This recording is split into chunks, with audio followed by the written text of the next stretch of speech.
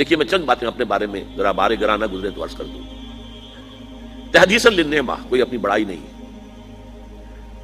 بلکہ ایک بڑا عجیب سا مصرع ذہن میں آیا تھا، وہ میں نے لکھ لیا تھا کہ میرا مزاج لڑکپن سے عاشقانہ تھا. میرے اندر ایک تحریکیت جو ہے بچپن سے ہے.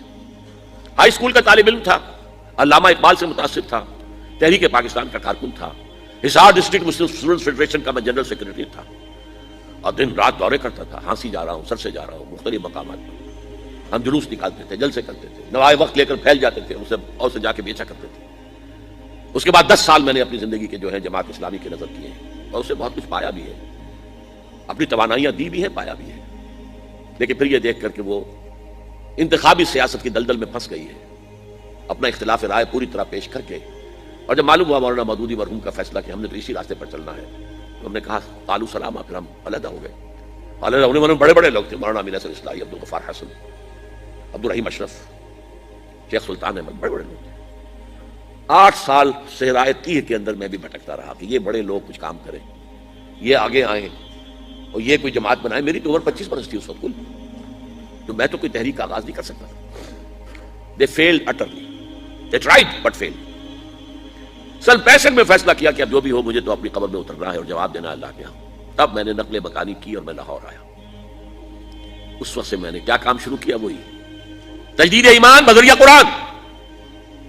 قرآن کے دائرے، حلقے، دائرہ ہائے مطالعہ قرآن، حلقہ ہائے مطالعہ قرآن، درس قرآن، یہ میری کچھ دنوں تک پریکٹس بھی جاری رکھی ہے، مشق سخن جاری، اور چکی کی مشقت بھی چلتی رہی. لیکن پھر چھوڑ دیا میں نے سب کچھ.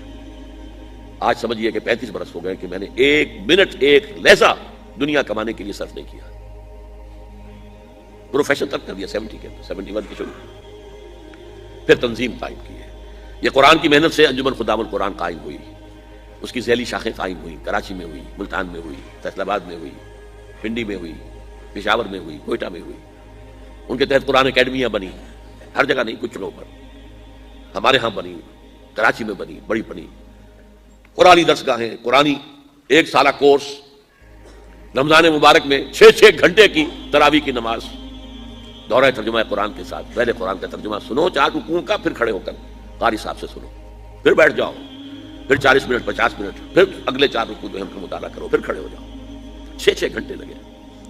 بہرحال اس محنت کا نتیجہ جو ہے وہ میں نے بتایا آپ کو کہ 2 کام، ایک تجدید ایمان بذریعہ قرآن اور اصلاح اعمال. قرآن کا جب دل میں اترا ہے تو حرام چیزوں کو چھوڑا ہے، شرعی پردے نافذ کیے، گھروں کے اندر کیے. حرام چیزوں سے کتنے ہی ساتھی ہمارے بینک کی ملازمتیں چھوڑ کر اور آدھی تنخواہ پر جا کر کسی ملازمت پر گزارا شروع کیا.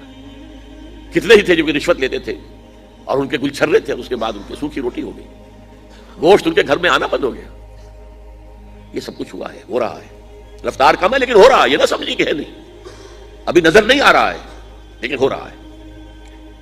اس کے بعد تنظیم اسلامی قائم کی کہ بھائی اب اگر قرآن تو کہتا ہے قائم کرو دین کو، ہم نے اپنے رسول کو بھیجا ہے دین کے اظہار کے لیے، غلبے کے لیے، جہاد کرو اس کے لیے.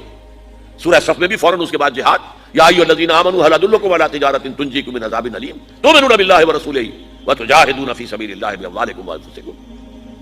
اور سورہ صف میں تو جو سخت آیت آئی ہے، اے نبی سے کہہ دیجئے قل ان کان آباؤکم وابناؤکم واخوانکم وازواجکم وعشیرتکم واموال اقترفتموها وتجارۃ تخشون کسادها ومساکن ترضونها احب الیکم من اللہ ورسولہ وجہاد فی سبیلہ فتربصوا حتی یأتی اللہ بامرہ واللہ لا یہدی القوم الفاسقین.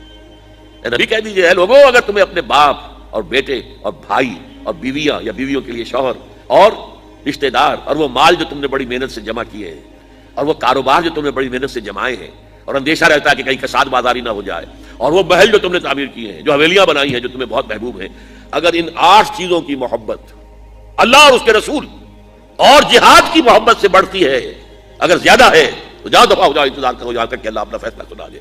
اور اللہ ایسے فاسقوں کو، ناہنجاروں کو زبردستی ہدایت نہیں دیتا. تو آؤ بھائی اب اٹھو، قرآن تو یہ کہہ رہا، قرآن پڑھا ہے تو اب قرآن کی پکار پر لبیک کہو. لہذا اس پر بھی تنظیم اسلامی ہم نے قائم کی ہے. بہرحال 1965 سے جو میں نے لاہور آ کر کام شروع کیا، اب یہ 2005 ہے، پورے 40 برس مجھے ہو چکے. اگرچہ ایکٹیوسٹ کی حیثیت سے تو میں اپنے زمانے طالب علم سے ہوں، اور درس قرآن تو میں نے میڈیکل کالج کا طالب تھا تب سے شروع کر دیا، لیکن یہ تو میرے 35 سال جو ہے 40 برس اس کام میں لگے. اب میں آپ سے تعاون مانگتا ہوں. من انصاری اللہ، بلکہ میں اس سے آگے بڑھ کر کہتا ہوں من انصارنا الی اللہ. اب چونکہ جماعت ہے، تنظیم ہے، اب میں اکیلا نہیں ہوں. گئے دن کے طلحہ تھا میں انجمن میں، یہاں میرے رازداں اور بھی ہیں، ساتھی ہیں میرے. ایک قافلہ چھوٹا سا ہی چل رہا ہے. اور میرا معاملہ تو یہ ہے کہ میں تو اب چراغ سحری ہوں. کبھی کبھی آج کل مجھے خیال آتا ہے یہ میں اتنا ایکٹیو ہو گیا ہوں. میں 33 دن کا انڈیا کا دورہ کر کے آیا ہوں، اور کم سے کم 30 دن تو روزانہ رات کو یہی نشستیں رہی ہیں، 2 گھنٹے تقریر، 1 گھنٹہ کوسچن آنسر، اور دن میں اس کے علاوہ پروگرام بتاش. کہ میں نے کیسے برداشت کر لیے، کیسے جھیل لیے. میں ڈائبٹیز کا مریض ہوں، میں بلڈ پریشر کا مریض ہوں، میرے کمر کے اندر 2 جگہ پر جو ہے لین ہے، میرے گھٹن کا آپریشن ہو چکا ہے، میں کھڑا نہیں رہ سکتا، میں زیادہ دیر بیٹھ نہیں سکتا. یہ تقریر میں بیٹھا ہوا ہوں، ویسے بیٹھنا پڑے مجھے 15 منٹ تو میرے کمر میں درد شروع ہو جائے گا. اس حالت میں مجھے کچھ نہیں ہوتا، کوئی شے مجھے جو ہے پریشان نہیں کرتی. لیکن ویسے تو میں 15-20 منٹ بھی بیٹھوں گا تو میری کمر میں تکلیف ہو جائے گی. کھڑا رہنا تو ممکن ہی نہیں ہے، بیٹھ کر نماز پڑھ رہا ہوں. تو میرا خیال ہوا یہ چراغ سحری جیسے چراغ بجھنے سے پہلے بھڑکتا ہے، شاید یہ کیفیت میری ہے، واللہ عالم. بہرحال میں آخرت کے لیے بہت آگے گئے، باقی جو ہے تیار بیٹھے. میں اس کے لیے 10 سال سے منتظر ہوں، اور اپنے لیے اس وقت سے میں کہہ رہا ہوں کہ بھائی میں نے جو کام کرنا تھا میں نے کر دیا. اب اللہ اگر کوئی اور کام لے رہا ہے تو یہ تو نافلۃ منہ، ان کی طرف سے ایک نفل ہے جو ہے، ورنہ میں اپنا کام کر چکا تھا. اب مجھے اولین تعاون جو آپ سے درکار ہے آج، میری بات کو اچھی طرح سمجھنے کے لیے کچھ تھوڑے سے پیسے اور کچھ تھوڑا سا وقت صرف کیجیے. چند کتابوں کا مطالعہ کیجیے پوری طرح گہرائی کے ساتھ، اور نوٹ اس کے اوپر کیجیے. مجھ سے اختلاف ہو تو بیان کیجیے آ کر. منہج انقلاب نبوی، حضور نے انقلاب کیسے برپا کیا؟ اس لیے کہ یہ ہے وہ چیز